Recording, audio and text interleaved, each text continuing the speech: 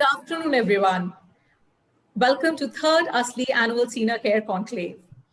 I still remember my final exams of college where I went to my professor in a state of panic on how to cover the entire course, and he told me to learn by heart, to which I said, "What?" Then he calmly said, "Keep your book on your heart and let the heart do the learning." And well, we of course had a good laugh over that. But jokes apart, the essence of the conversation was that we can't just rely on traditional approach in a dynamic situation. We have to think out of the box, have to think of alternate ways for optimizing returns in the given market situations. As per UN Population Division 2019, the share of the Indian elderly population is projected to rise to 19.5%, which would approximately mean 319 million by 2050. Senior living is a growth segment, an opportunity for landowners and hotel owners who are looking to unlock value. This brings us to our very next session, Senior Care, Unlocking Land and Inventory for Alternate Use. Now I would like to introduce the moderator of this session, Mr. Adarsh Narahari, who is Managing Director, Primus Life Spaces. Mr. Narahari, over to you, sir. Thank you, Bani. Very good afternoon, everyone. I hope you have not had a very lavish lunch, or those who have had a lavish lunch may not be watching this particular session. Um, so, as most of you already know, I think real estate in the last few years is seeing, I don't know if I should use the word crisis, but seeing for the first time this unsold inventory, right? So there are lots of apartments that are built that for various reasons are not being able to be sold. So various developers, owners of assets have started to wake up and look at, okay, what can we do? How can we better monetize? What is the new way for people to live? What are the different kind of assets that we can bring into a project that enhances stakeholder value? So this is a conversation that is going to delve into that. I'm very happy to quickly introduce all our fellow panelists here. We have very eminent people. Uh, we have my friend Bharat here from Chennai. He's a very large and established developer in Chennai. So you will get to hear a real estate perspective to this. Uh, we have, thank you, Bharat. We have Shambhavi from Embassy Group. She heads their product and strategy. So she will be giving us views of a large developer like Embassy who has, almost a national presence. Thank you, Adar, for the introduction. We have my good friend Mahesh here, who is from the leadership team of JLL, who takes care of their alternate assets. He can give us a consultant's view. He can give us data points around the country and the world about different alternate assets. Thank you, Mahesh, for being with us today. Thank you, Adarsh, and happy to be on this forum. So let's get to it. I'm going to start off my first question with Bharat because the question on the minds of most real estate developers today are, how do I sell? Why do I have this inventory?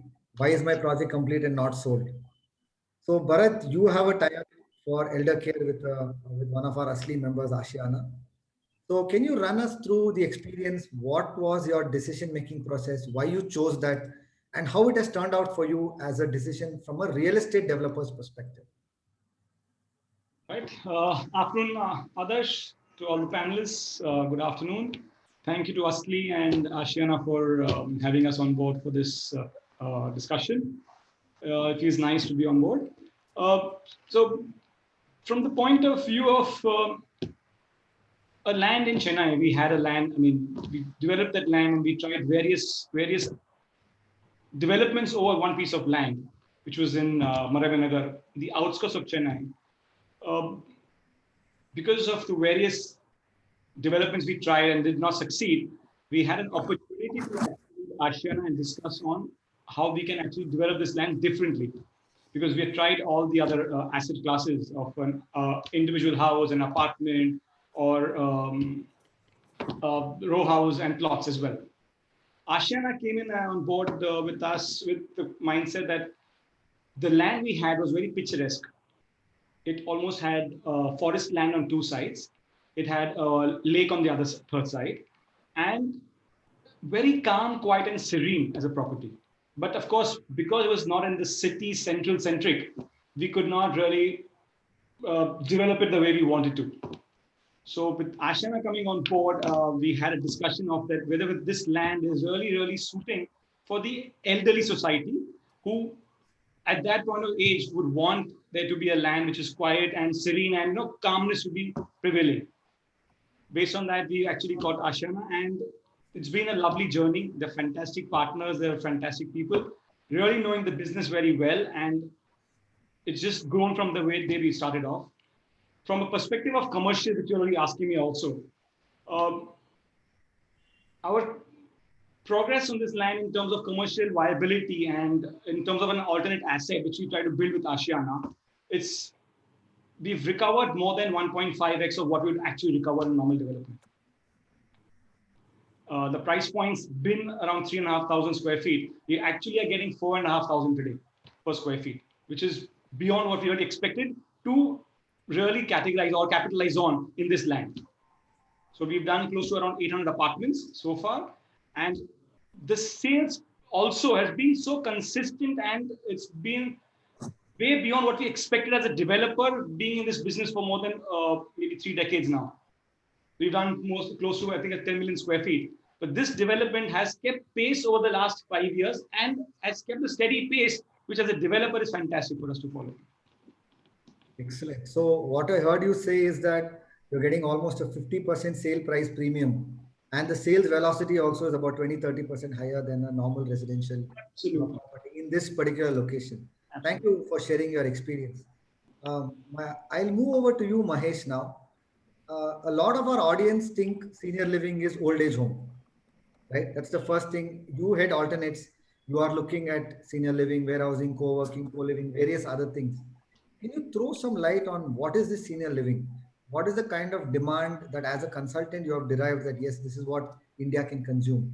Just help our business partners and audience understand that. Thanks, Adarsh.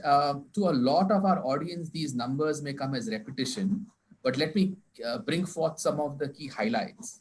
And I must begin my answer by saying that I am a big proponent of the senior housing as an alternative asset class. One of those rare asset classes which is still in India a sale model. It does not compete with your regular commercial, does not cannibalize your existing TG, but let's put that in numbers for perspective. Let's look at the global picture first and India's number quickly. In 2018, the global seniors numbers were about 11.5% of the total global population. Now, everybody keeps talking of India as a young country with a median age of just below 30, but our senior numbers in absolutes are quite staggering. In 2018, the seniors India number was about 116 million, which was 9% of the population. In the 2020 year that we just finished, that number stood at about 134 million. And instead of looking at 2050, which is like 20-30 years from today, let's just look at 5 years from hence, which is like a real project's life cycle. This 134 million number will grow to about 158 million and stand at about 11% of the population. What's the key takeaway? In the 7 years period, India's population per se will grow at 8%, but, and this is the key number, the senior population will grow by 36%. That's the key. Now let's look at market size. And the market size was discussed in the very first session of the conference today. But just going back, at about 10% of the population, India's economy today stands at about 2.6 trillion, which means about $260 billion can be attributed towards seniors market.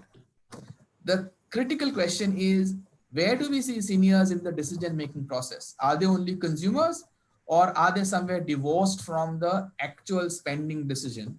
I personally believe that the seniors market demand is coming out in a sense, and they're becoming very vocal about it. And the industry stakeholders are going to respond to that. The next number that people might want to know is how many people are actually staying outside dharmashalas, outside old age homes, and in organized formal senior living projects in India today, and what's the demand gap, right?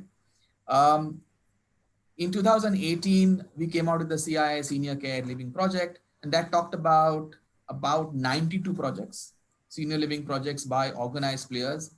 Today, that number sits somewhere in the range of about 100 to 110, with a total bed capacity of only 25,000 units, which can house anywhere between 50 to 65,000 seniors. So that's where we are currently sitting on in terms of supply. So there is a huge canvas that we can go forward. A few more data points before I wrap up this answer. In terms of operator space, we only have about 38, 39 operators today. The majority of them today are only running about 1 or 2 projects. So there is a huge possibility for many, many operators to really grow. The supply is also very homogeneous. We know that there are 9 levels or formats of senior living that we have been captured in 2018 reports. Most of our current projects are either independent living or assisted living, with a very small percentage following in other formats, primarily nursing care or CRCC. And geographically, the supply is not uniform. South and North India have a lion's share, and East and West is really lagging behind. So in my opinion, that's a high level perspective to capture data for senior housing for the use of our audience. Thank you. Thanks, Mahesh. That's a lot of numbers for people to digest just after. Thank you for sharing that. So Sambhavi, over to you. You are a large, very well-known brand in real estate with operations in different businesses. Right? So can you tell us what was the genesis of you entering this segment of senior living? Do you also look at it as a brand value addition, as a cross-sale potential? Can you give the genesis of how this decision was made at Embassy? Very big welcome to our viewers and to my co-panelists. And thank you, Asli, for having us here together. Adarsh, just to quickly touch upon, from the Embassy perspective, let me share that Embassy as a group has been known for many firsts in various asset classes for years, and they have been way ahead of time, be it commercial, co-living, student living, and so forth. Within our portfolio as of today, we have various products that cater to different spectrum of audiences and their lifestyles. So there's student co-living, smart homes for millennials. We have villas, branded residences for HNIs, and so on and so forth. The statistics which Mahesh just shared is something that we all are aware of, since we as a forum have been working on this product. But what we also got to know from our partners is that we are looking at almost 4 crores of senior citizens currently who are living in this urban landscape. With the given numbers of homes, there are at least 2.5 lakh homes which are needed, and not more than 20,000 senior living homes, out of which 50% are still under construction, which are catering to this 2.5 lakh requirement in the market. So clearly we saw that there is an opportunity for developers, senior care providers, healthcare providers, and operators to create a very customized solution which is very specific to Indian senior target group, which we can leverage from the learnings that we have at the global level. We had the confidence that yes, there is a huge untapped market, and that it was an obvious choice for us to move into this segment and look at senior living as an aspirational asset class that we would bring in as an offering from Embassy Group. Also, Adarsh, I think senior living is not just a home. It's a combination of real estate, hospitality, and healthcare expertise. And Embassy's mastery in real estate and hospitality, and our ability to bring in the right global partners in terms of healthcare partners or operators allowed us to leverage the strength to our strength to create great community lifestyle for the senior livings. And with this focus, we launched our first venture at Embassy Springs, which is Bangalore's biggest integrated township, in partnership with Columbia Pacific Communities, where they will be our operators and we will be developers. And thus, in the next 4 to 5 years, we are looking at developing around 1 million square foot nationally with an investment of 1,000 crores. Now, you spoke about the brand part of it. Definitely, there is a huge, confidence that when we have two large brands bringing in another asset class into this market, there will be a very informed decision which our TG will be able to take whether we need to cater to them or not. Does it help cross-selling, as you asked? Yes, definitely it does. Like I mentioned, yes, there is a demand, and earlier on where there was a situation where people were looking at joint families, that entire ecosystem has diluted. The nuclear family is gaining a very strong foundation as of today. However, the inherent value system where we still want to be with our parents and closer to them still remain, and that's where having a location of the senior homes plays a pivotal point, where they can be a part of a larger township or a part of an integrated development where a parent can stay in a senior living, and at the same time the similar facility or integrated development can also have other formats for the families to purchase in, where they can stay closer to the parents. Similarly, they enjoy the best of the both worlds, and grandparents and grandchildren can also interact. So when we speak about our development, Embassy Springs, which is in an integrated development, and we are coming up with our first facility there, we do see a huge potential of cross-selling, our products within that facility for sure. Thank you. So that's wonderful to know that as a developer, you could potentially sell 2 or 3 units instead of 1 unit in a typical residential real estate scenario, right? The in-laws, the parents, and the working couple. Thank you for sharing that. So Mahesh, the COVID has done 2 things. One, I think the need for communities to keep elders safe and to keep them socially relevant has been at an all-time high. How do you see the impact of COVID on this sector? Sure. So during the COVID period, not just consultants like JLL, but operators kept talking to both the target audience, which is actually staying within those communities, as well as the target audience, which has always been on their target list, people whom they marketed to and are trying to bring a new project. And it became clear to all stakeholders that unlike the experience in the developed world, for the senior communities, the experience was completely different in India. While there was a significant amount of impact of COVID on the senior communities, particularly in Europe and Americas, the impact on communities which are well managed by operators in India was extremely muted. That meant that seniors who were staying in senior communities actually benefited significantly, and the word of mouth message from them to their friends who were staying on their own or with their sons and daughters in cities was stark. There was a period in March and April where cooks, maids, drivers, and support staff were not present, but their absence was not at all experienced by people who stayed in senior communities in India. And that, in our opinion, was the single most driver for the demand to rise. And operators and developers have come back to us and said that now, as the impact of the pandemic goes down, there's been a huge uptick in the consumption of the new product that is coming on the market. In fact, most large successful projects are running at abnormally low vacancies or zero vacancies. That's a reality. The next question is this a temporal effect, or is this going to have some amount of permanency? And what has it meant for end users in terms of service levels? For the first time, the operators were tested in real sense about what it means to provide services when the chips are down. And that has really separated men from boys. If you remember, my first answer talked about most operators running 1 or 2 projects.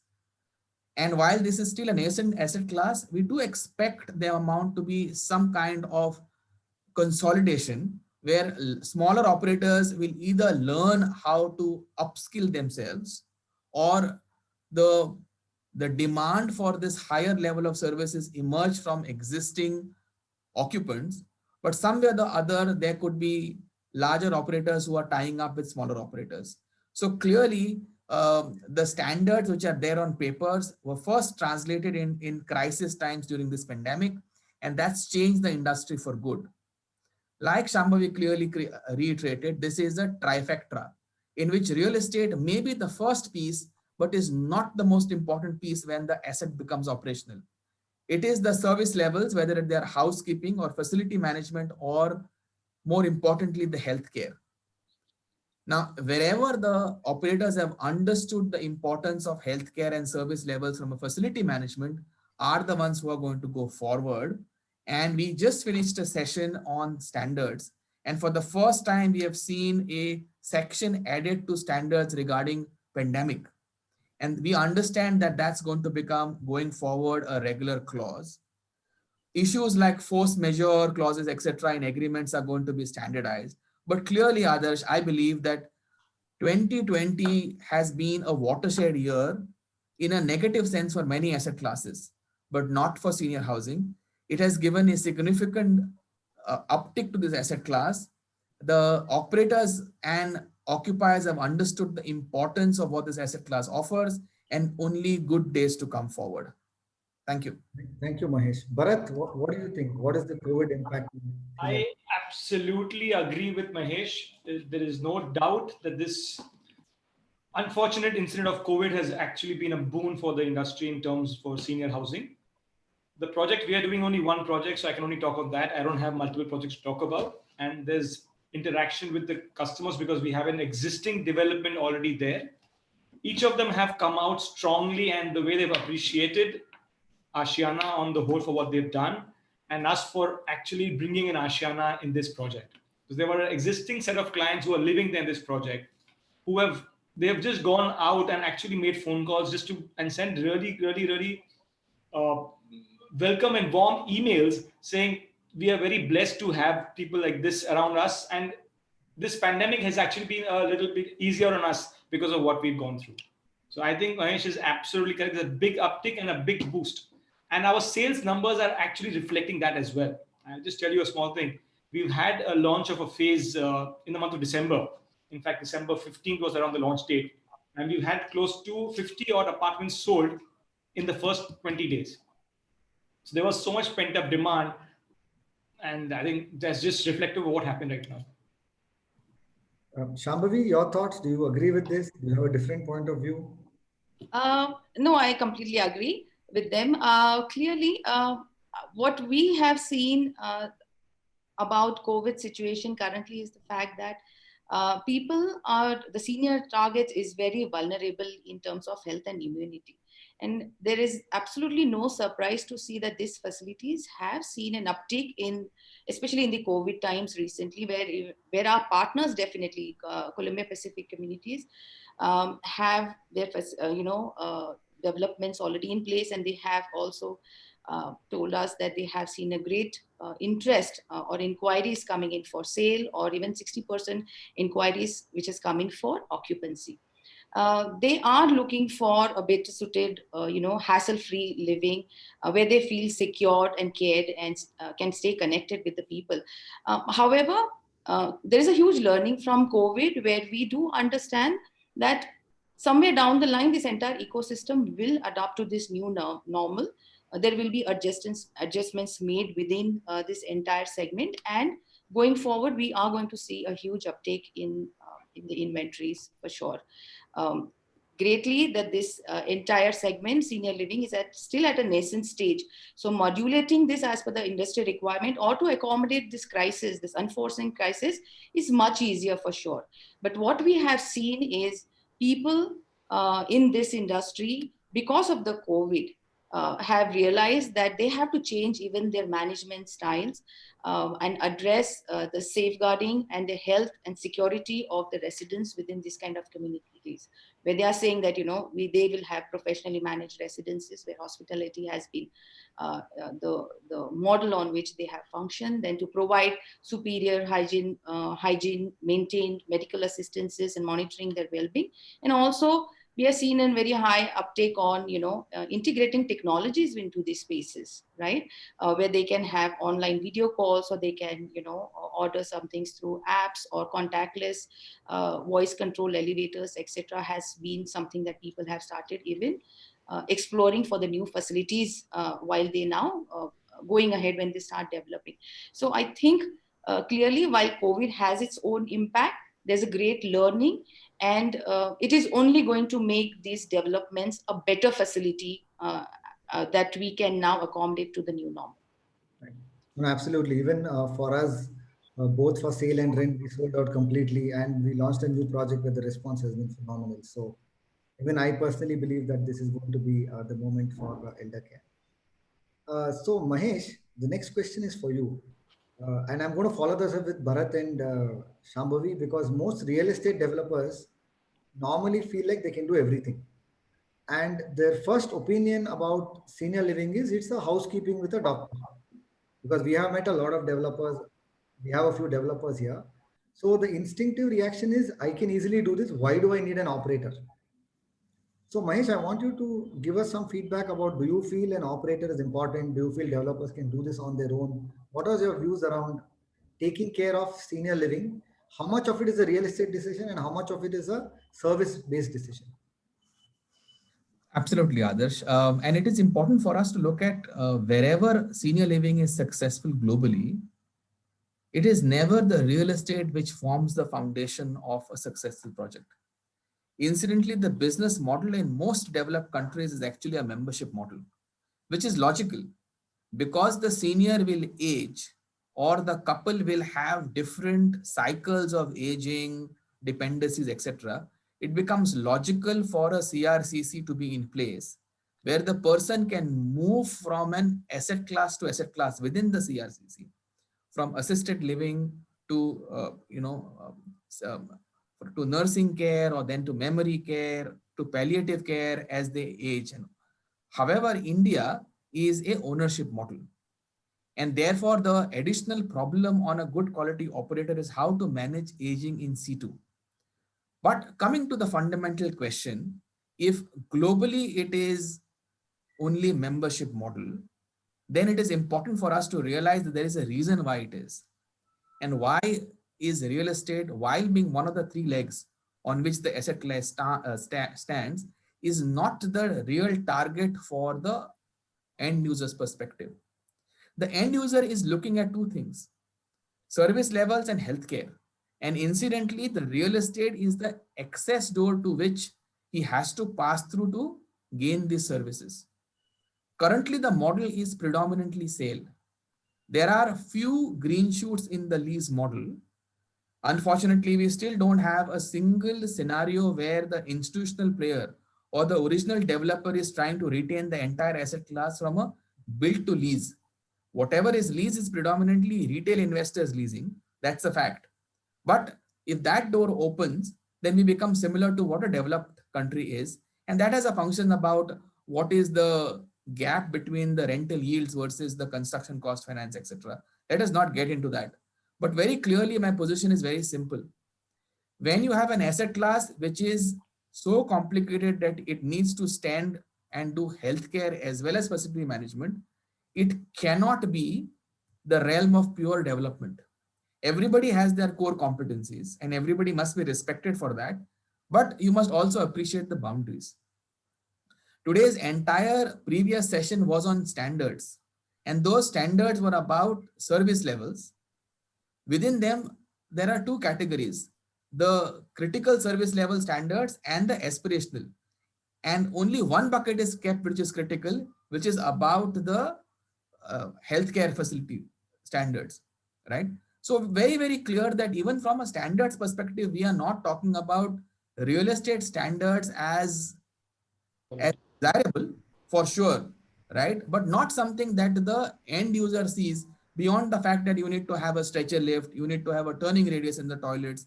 So clearly we must realize that adding a guardrail and ensuring that you have a stretcher lift is not the end all of knowing what a senior housing successful project is. It is indeed the ability to create and manage expectations, and that's the first point of service levels. And it comes down to, what ISO standards are. Write what you do and do what you write, right? It's as simple as that. And that kind of discipline only comes from an entity whose bread and butter comes from this business, which is operators. So I'm 100% sold that senior housing, for that matter, is a very, very specialist game. There should be partnership between developers, operators, and service providers. But as long as everybody understands their strengths and boundaries, there is success from the end user's perspective, which is all that matters. Thank you. Absolutely. Thank you for sharing that. Because globally, operators are always different from the real estate developer. And also, it's a business of passion and compassion with a lot of intangibles in it. And typically, it cannot be run on an Excel sheet. So, Bharat, what are your views on that? Do you think there should be an expert operator? Do you think maybe you could do it on your own? I would agree with Mahesh in this line as well. I think you need an expert operator definitely to provide these healthcare and this hospitality services. We as developers have not got the expertise in these services, and you would not really think that unless you're able to really provide the levels which are available and are required, I don't think as a developer we should get into them. And I think it makes more sense to have a tie-up with the developer who's already doing this and then taking it forward. I think that's the way we would go about it, pretty sure. So, Shambhavi, I presume you have something similar on those lines. Absolutely, Adarsh. The whole idea that whether developers can run this whole show on their own, I don't think there is any two ways about the fact that it's not going to happen like that. It's a very specialized line, industry for sure. This field requires experts of from hospitality, real estate, as well as from the operations perspective. And this is something I don't think anybody has to debate about. As Mahesh clearly said, that it's not about putting some grab bars and anti-skid tiles and just deliver it as a home as such. There has to be a holistic approach to these propositions. Whether we as a developer feel that we will be able to confidently run it on our own, as of today, I don't think that's the route or that's the way we want to even run our businesses.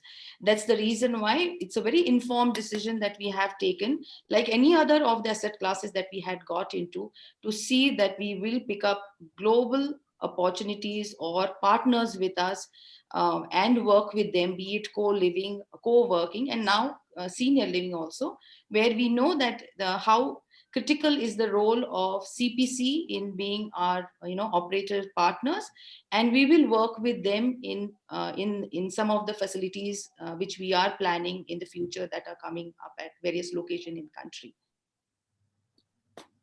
So moving on, Mahesh, circling back to you, COVID, while it has had a great impact on senior living as an industry, it's had quite the contrary impact on hospitality and hotels as an industry and service apartments. How do you see people who may have these assets on their books? How can they monetize it through maybe assisted living, senior living? How do you view the use of hotels and service apartments from an elder care perspective? Sure, and that's an interesting question, and I'm sure a lot of our audience is interested in that. Let me set up a few caveats before I give my answer. And the first caveat is that every asset class requires to be in the right location, right? We've seen the evolution of senior housing where developments were done in verdant areas far away from the city to now where we're talking about peri-urban areas. And that's striking to the reality of the end user senior citizen, that he or she is not retiring from active life. He or she is not going into vanvas, right? To use a polite word. So as long as the location of the asset class is in the right direction, in the right place, and the asset class fulfills certain criteria that are must from a real estate perspective, and that talks about things like corridor widths or toilet sizes for allowing the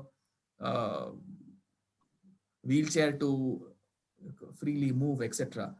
If all of these are possible, then a retrofitting is certainly allowing you to create a housing which may not tick all the boxes like a greenfield, but that can be used. But in my opinion, the real estate retrofitting is not the real agenda at all when it comes to decision making, primarily from the existing landlord's perspective. It is the whole mind shift required to go from a daily ARR kind of a business model, particularly from a hotel, to a long stay monthly returns, whether it is a rental or an MG plus rev share model. Just to put that in perspective, let's assume that you're talking about a 2-star, 2.5-star hotel that trades at about 2,000 rupees rental per day at about 70% occupancy, right? That's about 42,000 rupees as revenue per room per month at 70%, right? With a gross profit margin of about 40%, which is a reasonable number for a hotel, that comes to about 16,000-17,000 or 42. In reality, that's the number for a hotelier whose hotel is currently showing a book rate of 2,000 rupees a day. Now, can that room give you a long-term sustainable rental or akin to a rental of somewhere in the 16,000 period? If that's the only question that person is trying to answer, many a times the answer may be no. If he tries to also add on to that the cost and the interest of cost of retrofitting. The correct perspective is today the industry of hotels is going through a flux. Whereas if you bring an operator on board, you may not get 16,000, you may get about 14,000, 12,000, but which is underwritten for say about 5 years. Do you look at that longevity of returns as a positive sign off? Is a shift in the mindset, which is important for the asset owners to reconcile themselves before starting to look at the cost of the retrofitting. That's number one. But fundamentally, to answer your question, retrofitting is possible provided certain important criteria are fulfilled by the asset class, but needs to be married to an important mindset change of landlords. And in this game, I think the operators must also give some level of confidence and comfort. Today, majority of successful operators are emerging from a position of purpose-built assets. There aren't too many examples of successful retrofits of hospitality assets today, and therefore absence of comparisons.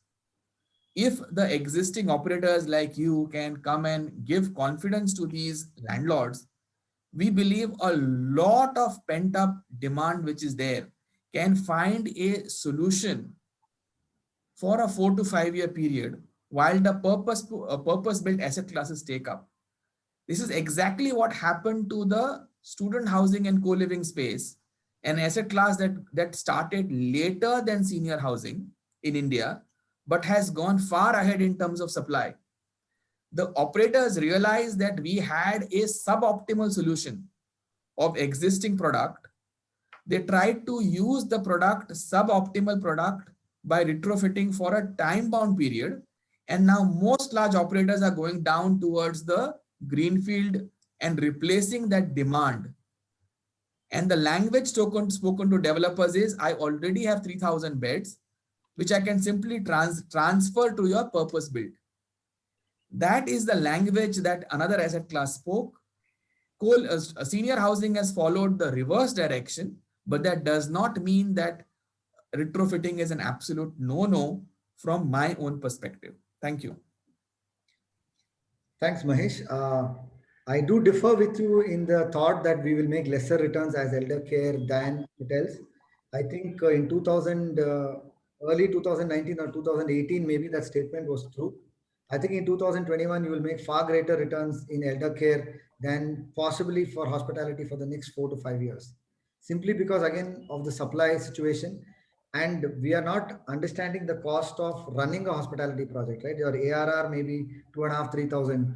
Your RevPAR is coming to 1,500, 2,000, and then your costs are quite high. So your GOP of 40% is practically not achieved. Anyway, and I think assisted living, the price point is much higher. So if an assisted living model could be considered, I think that 18 to move to like 30, 40,000 a month, purely because it's a very need-based model. It's a very long-term sustainable rental. So, Bharat, I'm going to ask a different question about yields and the demand for rental units in senior housing in your experience. Compared to, because you guys have a lot of regular housing, now you have some senior housing as well. How do you see the difference in rental yields from a residential standpoint? So the model of business model we have with Ashiana here is not really a rental model for us. It's more of a sale model. So I'm not sure of the rentals going on, but yes, I have an indicative understanding of the rental yields. I think from my understanding, it is a little higher than what is being given for a normal regular housing yield in the city right now, is my understanding of it. Beck, I'm sorry, but I don't have the clarity on that completely because we don't have that model. But yes, I think the rental yield of a senior housing project in Ashiana, which we're doing, is at least a percentage point higher, or maybe 2 percentage point higher than the yield in the city we're getting today for our properties. Thanks. Mahesh, what is your experience on rental returns for the end buyer as compared to buying a typical residential home? I think the rental yields are significantly higher. Whether we can double them is a question that most people have not, and jury is still out. But as compared to entry multifamily rental yields, a senior housing product, wherever we have seen examples of rental product, and there are few, has seen a significant bump. And that, I believe, is going to be the attractiveness for retail investors. Because please understand that a senior housing product, the way it is at least pitched in India, is still a very RERA compliant residential product that can be sold, right, at traded. Today, most projects do not even have a regulatory requirement that it cannot be bought by regular families. It's a self-selection model. And therefore, it becomes open for retail investors to participate. And I strongly believe that as service levels become better and we have product diversification that happens between luxury, mid-market and affordable senior housing also, in the upper two products, the rental yields will move significantly higher than what can be captured by multifamily. Also, it is important to realize that this is driven by a fact that a senior housing project is a pan-city project. In fact, in some location, it can become a multi-city project also from a TG attraction. Whereas a typical multi-family project is a very micro-market focused or a couple of micro-market focused projects from a TG attraction. And therefore, the pool of investors or end users that you can attract is much larger, which pushes the rentals in the right direction, as long as there is comfort that the service levels will be maintained. Because finally, the end user is driven only by that. What levels of commitments or service levels are there, and that comes at a higher rental, they are willing to pay for it. Thank you. Okay. So I'll just tell you our experience is Primus. We are opposite to Brigade Meadows in Kanakpura Road. We get about a 30% higher rental than Brigade Meadows, which is just opposite to the road for a much smaller unit. We have seen that the rental yield will be around 4.5, between 4.5 and 5.5%. In a typical residential scenario, that would be around 2 to 2.5%. So that's what our experience has been. So one more question for all the panelists. We'll start with Bharat. Bharat, which do you think is the biggest market for senior living in India? One market, biggest in your mind? I think Chennai, Tamil Nadu, Chennai. Shambhavi? Well, I wouldn't put it as a particular city, but definitely South is where we will see a lot of, traction, and it will continue in the coming years for sure. Mahesh? I have a slightly different opinion. I think the two cities that we should really watch out for, one is Calcutta and other are the two major cities in Punjab. So wherever there has been a significant movement of the younger generations out and parents have been left behind, an untapped market, that's where the real spurt is going to be. So my money is on Calcutta and possibly Chandigarh, Ludhiana. I'll just twist the question a bit. Which tier 2 town would you pick? If you have to go to only one tier 2 town, which would you go to? Mahesh? If it is tier 2 town, then it's going to be Punjab. Punjab. Shambhavi? Well, as far as our plan currently is concerned, we are looking at, I'm not talking about the tier 2, but definitely we are looking at Bangalore, Hyderabad, Chennai, and outskirts of Mumbai is where we are looking at right now, for sure. Bharat, tier 2 town? Which one? I think I will look at Pune. Pune? Pune is not tier 2, yeah. If the Pune person is on the call, they will be very offended. I'm from Bombay, right? So like for me, Pune is still a tier 2. Although close Chennai, but yes, I'm a Bombayite, so for me, still Pune's tier 2, I guess. Yeah. So, one concluding remark from all of you. Mahesh, what is the future for the next 24 months for senior living? Like 1 minute each. So I think the senior living is going to see a significant interest from a developer community. It was always the operators chasing the developers, but now it's going to be the reverse way. That's going to be the first change that we're going to see. Number two, there is going to be a significant increase in expectations of service levels from operators. And there is going to be a huge demand side requirement to upgrade if there is any levels of service lower than what we're seeing in the existing 90 to 95 projects that we have. And we will also see flags being planted over the next couple of years in uncharted territories. So some of the cities that I spoke about, Calcutta, Punjab, Bhubaneswar, etc., will suddenly see new projects coming up. So that's my crystal gazing for the next 24 to 36 months. Thank you. Bharat, next 24 months, senior living. Yes, I think everything I'm going to say, Mahesh says it first. So I think I have a very, very nice telepathy with Mahesh again for going on. We are very, very, very bullish on senior housing, and with our partners Ashiana, we are in fact looking for second and third projects in Chennai itself right now. I think there's a lot of potential. We are very gung-ho about it, and we would like to really go ahead and do it. Keep continuing on this.